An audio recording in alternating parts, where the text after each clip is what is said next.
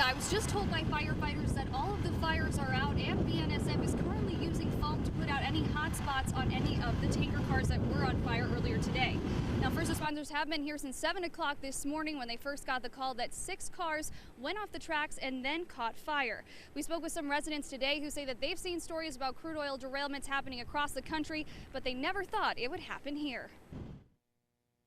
I thought it was a tornado the way it looked because it was just going swirling. Arden Jorgensen lives right by the railroad tracks in Heimdal. He and his wife Linda were evacuated after a 109-car train derailed. BNSF says 6 caught fire. That you have to evacuate right now.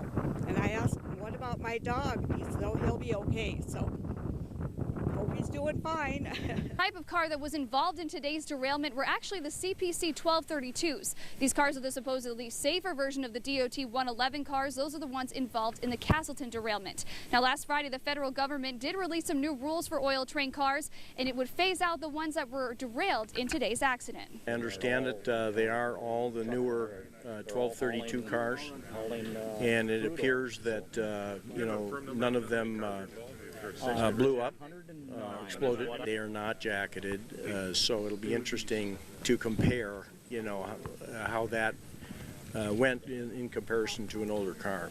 Firefighters and first responders got a bit of help from Mother Nature. Today's rain helped this derailment from becoming a catastrophe. We would not have this rain. There's grass, right up to the tracks. We'd probably be having fire departments fight grass fires along with what they're doing now.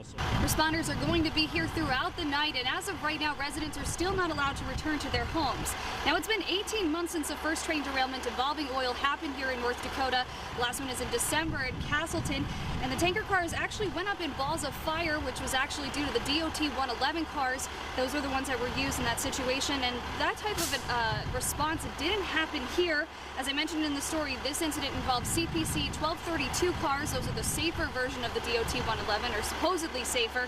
However, these ones we were told by BNSF didn't have the extra jackets or protection surrounding the tanker cars.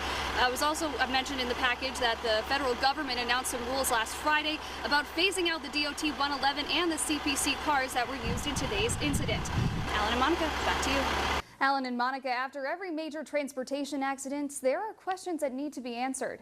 Today, investigators began combing through the rubble looking for clues and answers for why yesterday's fiery derailment occurred.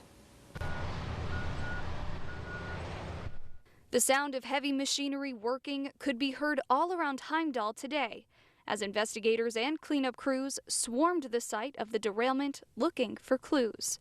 This is pretty much a well-orchestrated industrial ballet.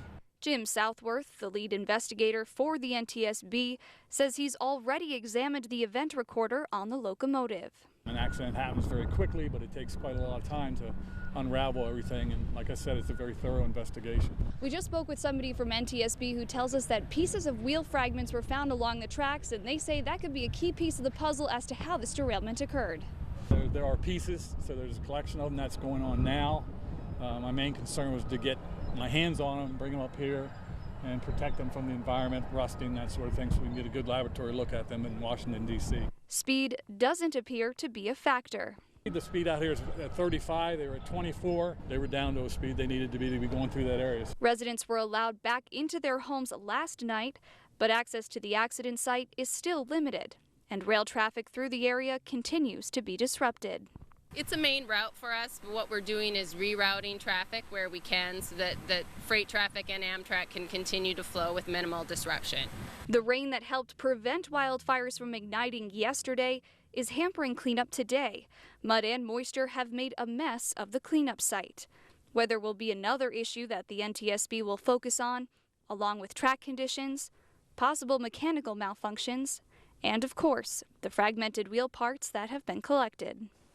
Now, Southworth told me that the time for an investigation like this can vary from spending several days at a site to almost 2 weeks. Alan?